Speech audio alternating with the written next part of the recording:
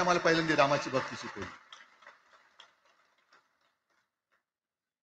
त्याच्यामुळे यांचा काही आगा नाही, पिछा नाही. राजकारणातले हे व्यापारी आहेत, वापरा आणि फेका. तो एक गद्दार काल एक बोललाय, जय गुजरात.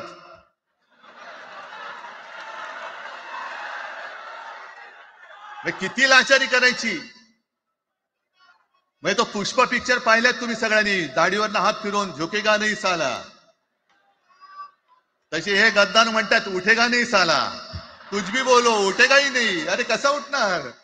आहे का तुझ्याकडे उठण्यासारखं? म्हणजे विचार मी म्हणतोय.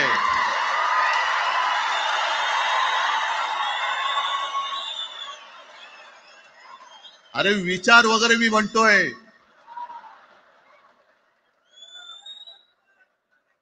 हिंदी भाषेच्या सक्तीला विरोध न करणारा बाळासाहेबांच्या विचाराचा पाईक असू शकेल?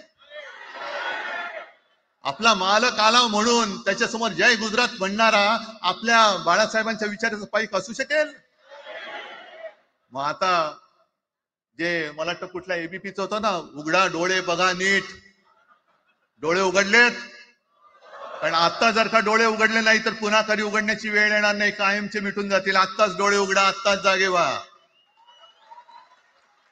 आणि आता आलेली जाग जर का जाणार असेल तर मग मात्र स्वतःला मराठी आईची मुलं म्हणू नका, अजिबात म्हणू नका. आणि शिवसेना प्रमुखांनी जे काही शिकवलं, एक तर कोणावर अन्याय करू नका, पण तुमच्या अंगावर जर का कोणी हात उगारला तो हात जागेवरती ठेवू नका.